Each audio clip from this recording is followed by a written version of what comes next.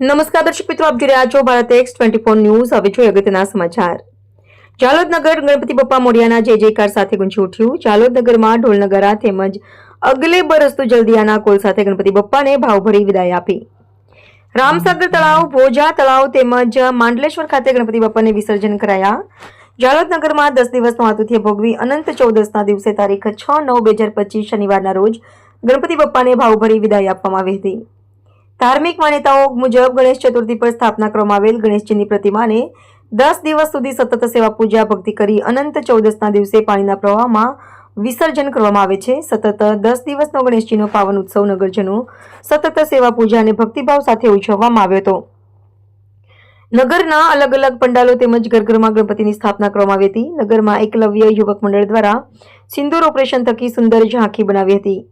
આ ઝાંખી થકી ભક્તિ અને શક્તિનો સંગમ નગરમાં જોવા મળ્યો હતો।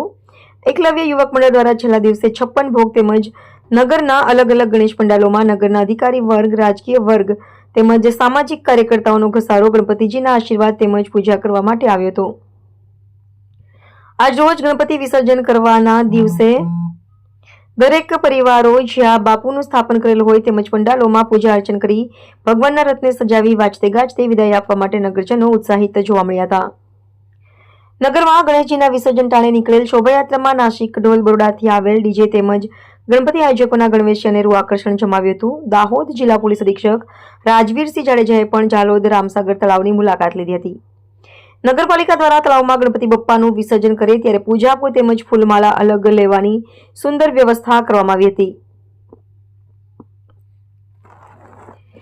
જેથી તળાવો ગંદા ન થાય। નગરમાં વિરાજમાન મોટા ગણેશજીની પ્રતિમા વિસર્જન માટે પાલિકા દ્વારા હિટાચી મશીન તેમજ નાના ગણપતિના વિસર્જન માટે તરવૈયાની ટીમ સાથે તરાપાની સુંદર વ્યવસ્થા કરવામાં આવી હતી, તેમજ રામસાગર તળાવ કિનારે લાઇટિંગની સુંદર વ્યવસ્થા કરવામાં આવી હતી।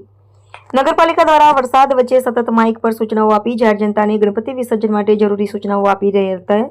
જીબીના કર્મચારીઓ દ્વારા પણ ગણેશજીના રથ સાથે ચાલી રસ્તામાં કોઈ અડચણ ન પડે તેની પૂરતી તકેદારી રાખવામાં આવી હતી। સબ ડિસ્ટ્રિક્ટ હોસ્પિટલ દ્વારા પણ જનસુવિધા માટે ઇમરજન્સી મેડિકલ ટીમ રામસાગર તળાવ ખાતે એમ્બ્યુલન્સ સાથે સેવા માટે ઊભી રાખેલ હતી। તાલુકા રિપોર્ટર પંકજ પંડિત।